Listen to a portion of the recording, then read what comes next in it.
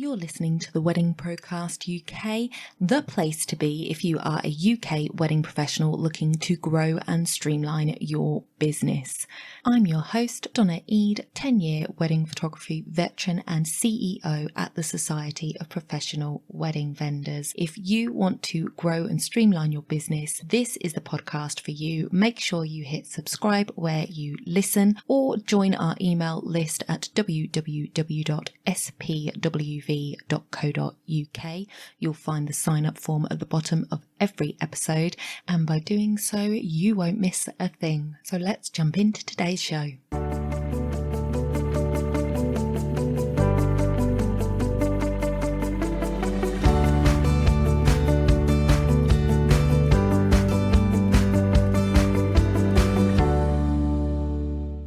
Welcome back to the podcast, everyone, and Merry Christmas. I feel like I can say it now because this is the last episode of the Wedding Procast UK for 2021. We are taking a 2-week break and we will be back in the new year. Very excited about what is to come next year on the podcast. More interviews, more information, more step-by-step, more deep dives into areas of our business. If you have got anything that you would like covered on the podcast, or anybody you would like to particularly hear from in the wedding industry or in the business industry that you would like to have me interview on the show, then do drop me an email at donna@spwv.co.uk. I'd love to hear your thoughts. This podcast is here to help you grow and streamline your business. So please do send your ideas my way. I will try my best to include them in the lineup. This is all about getting you further ahead in your business. So I want to make sure that it is providing the information you need. So today we are going to be looking at starting 2022 without a to-do list.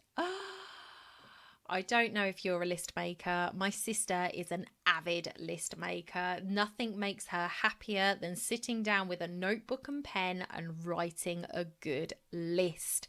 Now, I am not so much of a list maker, I have to say.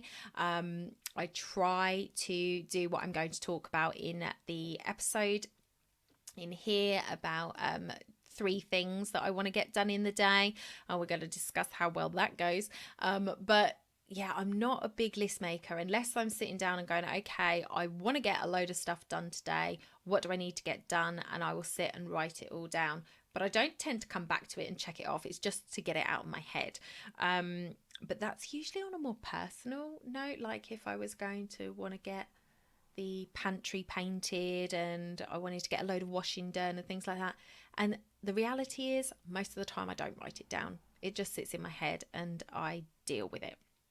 So today we're going to talk about how we can work more effectively, because I'm not saying that my way is effective, more effectively without a to-do list that, you know, is growing longer than your arm. So let's jump into the episode. So firstly, guilt. Now, I've alluded to the fact that we were going to talk about it. Well, here it is. Guilt is a huge thing for me. I discovered back in November that I spend a lot of time feeling guilty. You know, guilt, even about things that I can't control. So I will tell you a little story time with me. I have a daughter. She is 20 years old. If you are watching the video, there she is. So she is 20 years old now, and she lives at home. And house prices are just extortionate, and I'm talking rental prices here because she's not in a position where she's able to buy a house at the moment, but just renting is so expensive.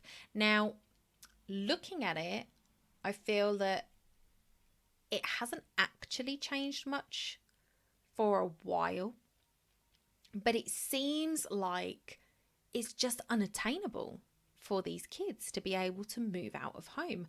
I have a sister who is 21, so she's a year and 2 months older than my daughter, and she is living at home with my mum, and they just haven't got the funds within the jobs that they're doing to be able to move out on their own. Now, if they wanted to move in with people, they probably could do it. But the thing there is, I feel like their generation is a lot more solitary. They really gain comfort from their own space, and they don't really want to share it with anybody. Possibly a boyfriend would be okay, or a girlfriend would be okay, but not a house of strangers. So yeah, it's a difficult time, and I feel guilt about it. I feel guilt that she is having to live at home and she doesn't want to be, and I can understand it because I'm her mum and I care about her. So I want to know if she's coming home at night. I want to know what sort of time to expect her. If she's got work the next day, I expect her to be home at a reasonable time so she can sleep, because she doesn't take care of herself in that respect, and she will stay out too late and then be exhausted, make mistakes at work, get in trouble, get angry about, all of the things.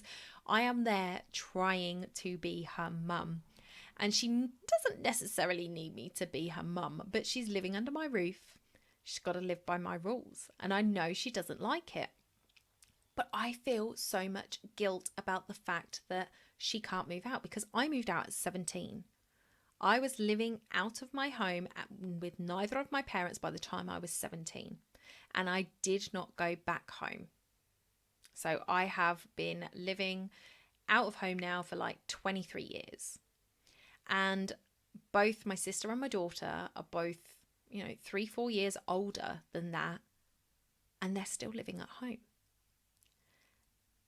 And I feel guilty that I can't help her move out, because I think it would make our relationship better, because we do grate on each other a lot. So I also feel a lot of guilt and anxiety around stopping my partner from doing what he would like to do. So we are dancers. We dance salsa.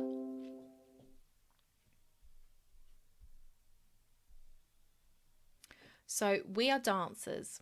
We dance salsa and bachata, and a few other variations that we can dance. We don't teach those though, but we both are able to teach beginners to improvers level on both of those dances, and we loved it. We used to go very, very regularly before the pandemic. On Monday nights we would be in Peterborough dancing bachata. Shout out to Jessica and the crew. If you are in Peterborough, definitely check them out. You can find her on Facebook. I'll pop the link in the description. And on Tuesday nights, we would go to Estrella's in Northampton, which is held at the Picturedrome. So if you are a Northamptonian and want to do salsa, head down to Estrella's at the Picturedrome on a Tuesday night. They are fantastic as well. But since the pandemic, I have had a lot of anxiety about going back to dance, because it is partner dancing, and in classes you rotate around and dance with different people, and you're face to face with these people. It's not ballroom. You're not like with your head over your shoulder. You are face to face with these people, and you're generally having a conversation with them as well, but you're very close, and that makes me nervous. And I've just been holding back. Now, could he go without me? Absolutely. Would I let him? Absolutely. Does he want to? No. He doesn't want to go without me. He wants us to go together. And I understand that for him, but it puts extra guilt on me, because I feel like I'm stopping him doing something that he wants to do because of my nerves and anxiety around it. So, I also get that guilt that I'm at home all day. I spoke a couple of episodes ago about my mental health and how I've been struggling with that recently. Well, struggling to focus on the work that I'm doing, not doing the housework because I'm supposed to be working, and then other people that live here getting home and the house is still the same state as it was when they left, and I haven't really got much done during the day. I feel guilty. There is guilt there. So please, please tell me in the comments that I am not alone in this, because it feels awful. And one of the other things that makes people feel immense guilt is when they write a to-do list and they fail to check off the things that they are wanting to get done because they haven't done them. And so for me, if I'd have been making to-do lists the last sort of month or so with my mental health the way it's been, it just would have been awful for me to have seen that I'd written like 20 things on this list of things to get done this week and that I'd only ticked off 3. I'd feel like I failed. I would feel guilty that I hadn't done what I said I wanted to get done. So the guilt is real and it's not healthy for us. So what we've got to remember is we all have the same 24 hours in the day. Some people are able to get a shed load of stuff done in that 24 hours, and others of us just can't do that. And that is okay. We are all different people and we all progress at different rates. So guess what? Comparison is the thief of joy. Don't compare yourself to others. Let's focus on what you can do. Yeah. So I sit there all the time comparing myself to other people in business. And the thing is you're only seeing their highlights. You know, how are you seeing their business? You're seeing it on social media. You're seeing it when you have a conversation with them. Are they telling you the full truth? You don't know. Do you know what's going on behind their closed doors? No, they're probably sitting there just the same as you, guilt-ridden that they've got these lists that they're not completing, wondering how they're supposed to get it all done, feeling the overwhelm, and then feeling Christmas looming as well. Added stress. So let's focus on what we can do. I urge you to go back to episode 83, where I talked about making 2022 a success. We talked about milestone setting, and I talked in there about the difference between milestones and goals and why I like to use the word milestones. That is related to guilt, so do have a listen to that. But also I've now got the Milestones book out on Amazon. It is an annual milestone setting book. You can grab it now. It's $5.99. I will put the link in the show notes. It's about 58 pages and it takes you through what I talk about in that episode about setting your annual goals, breaking it down into your monthly goals, and then breaking it down into tasks for each week. And there is space in that book to do it. And you can transfer it out, your weekly tasks, out onto a piece of paper that you stick up somewhere so you can see them. But definitely check that out if you want to. All support is gratefully received. Anyone can use it, but obviously it is geared towards the wedding industry, in the fact that when I talk about examples of things, it is the wedding industry that I'm using. But the templates, everything that's laid out, you can all use it, whatever your business is. So if you've got a friend that would benefit from setting some milestones, then definitely make a great Christmas gift. And you can get it on Prime. So by creating milestones, we're saying in writing what's most important to us about 2022. And we're also breaking those big milestones down into doable steps. And this is something that I literally just learned a couple of days ago. I listened to a webinar about piles. And they were talking about how you actually deal with like clutter in your life, digital clutter, physical clutter.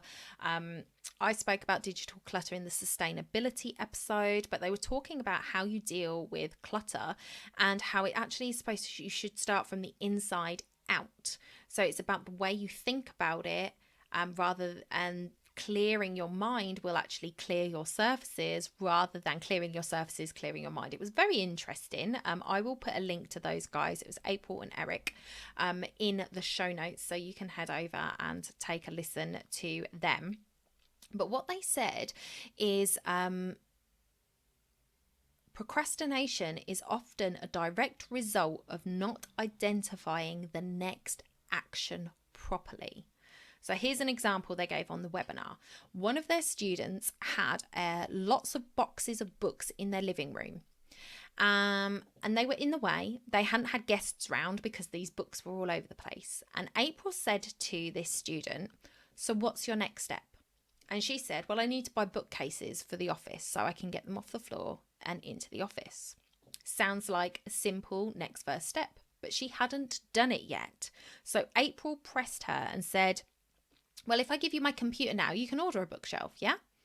And she said, no, because I need to know the size of the space to get the right size bookcase. Well, April says, you can go and measure the space.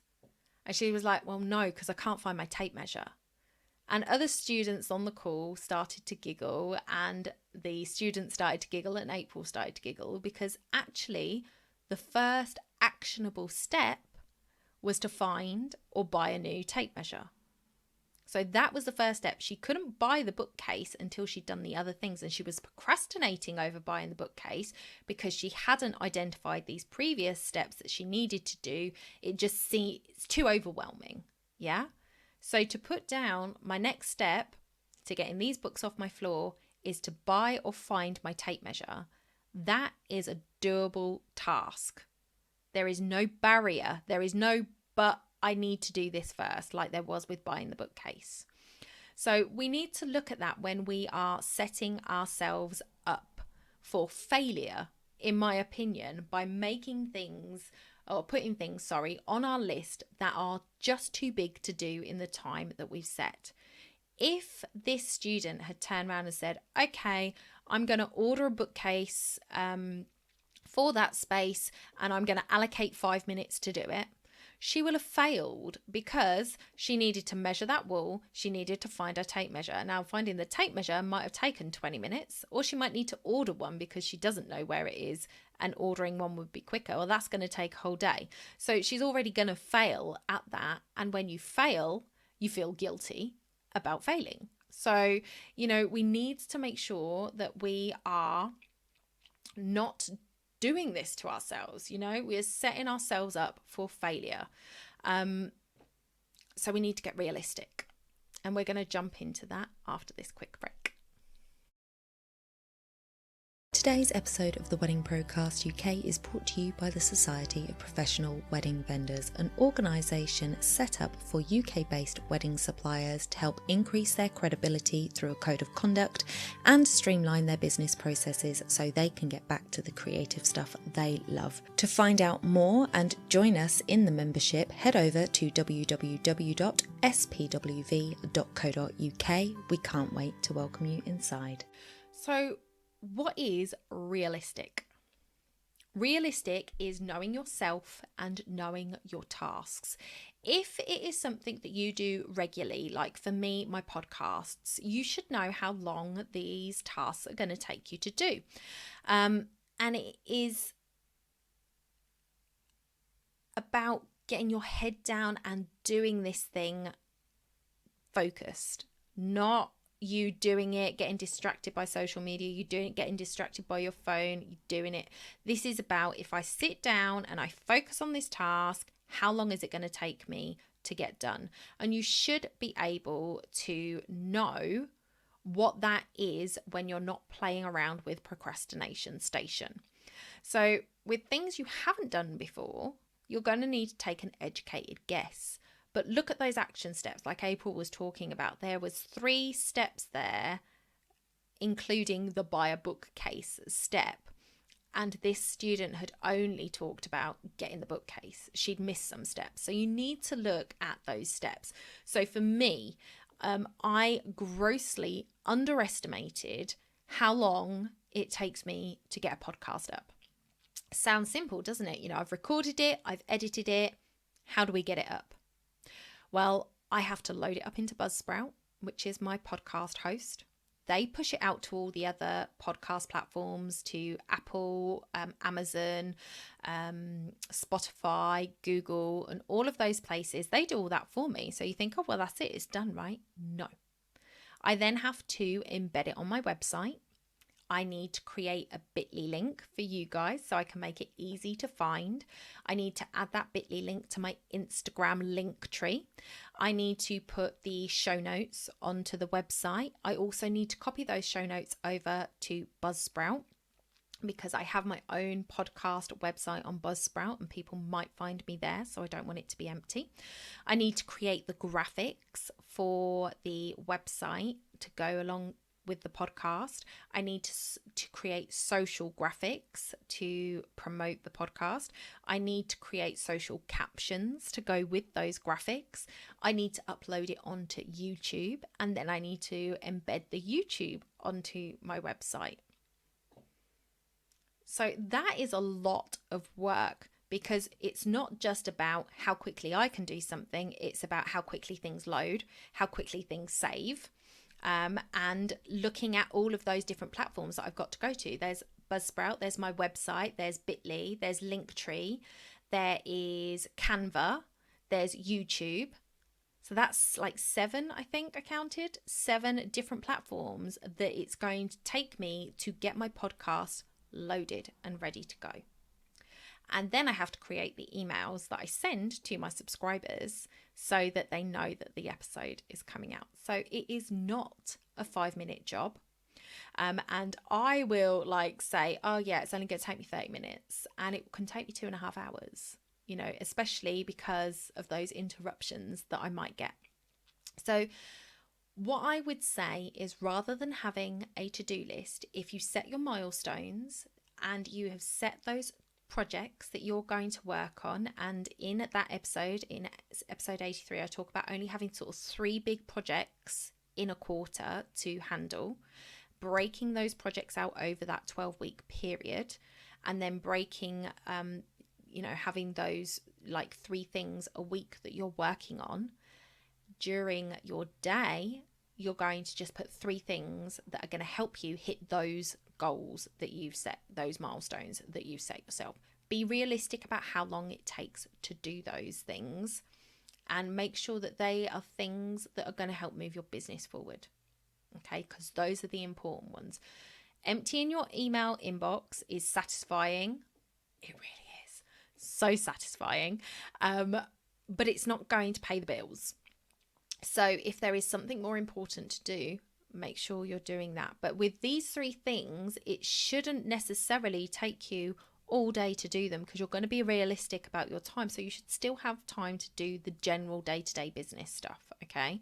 So my health coach, who I've mentioned before, shout out to Angela, she said to me, okay, put a list of 3 things that you need to do. What would normally be on your list? And I told her the 3 things that I'd had on my list to do the previous day, and I had failed to do 1.5 of them.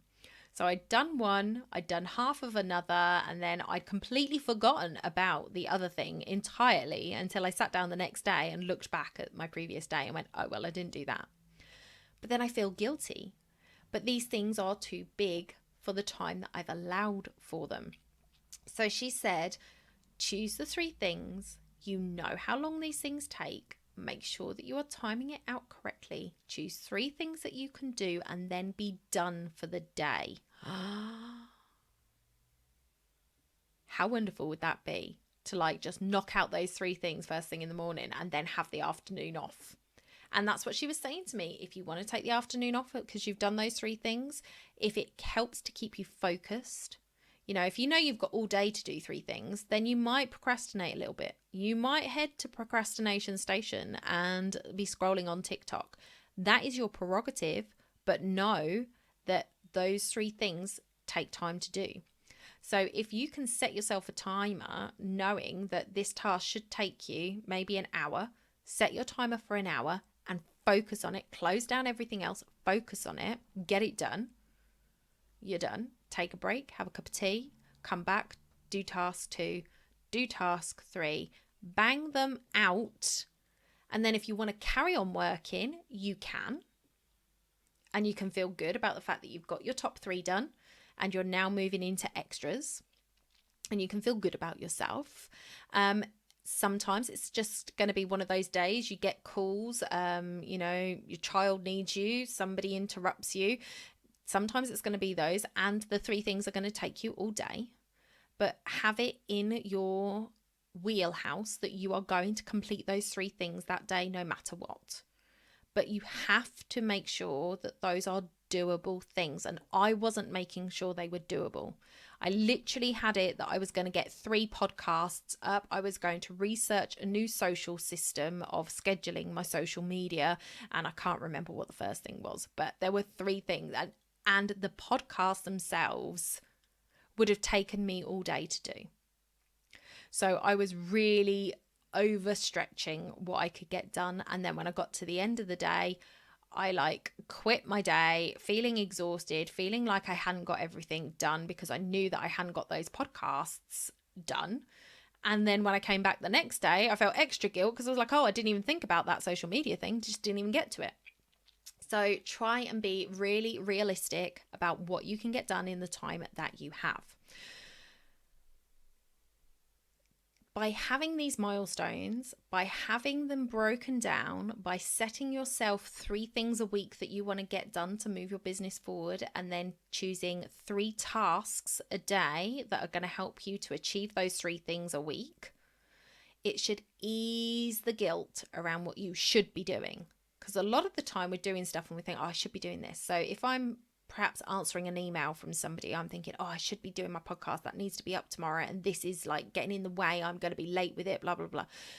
By doing what I've suggested with these milestones, it should ease the guilt around that, because you know that by doing those 3 things you are going to be hitting your goals that you've set out for yourself, because those 3 things are going to lead to your top 3 for the week being done, are going to be leading to your top.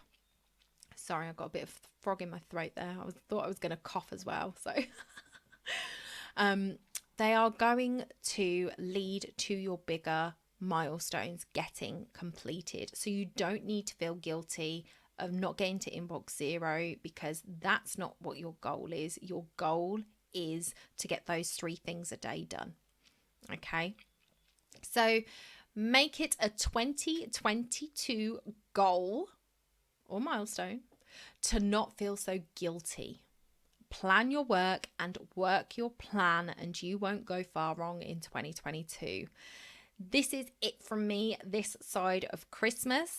So I hope, however you are spending the holidays, that you get to spend it with your loved ones and have some much deserved time off. Enjoy every second. Personally, I am a Christmas girl. So Merry Christmas and a Happy New Year to you all. For those that don't celebrate Christmas, happy holidays to you. Thank you so much for joining me for 2021. I hope you have found value in this podcast over the last year. If you have, it would be absolutely wonderful if you would share your favorite episode on social media, drop a review on Apple Podcasts. That would really, really help me. And I hope to see you in the new year. Bye for now.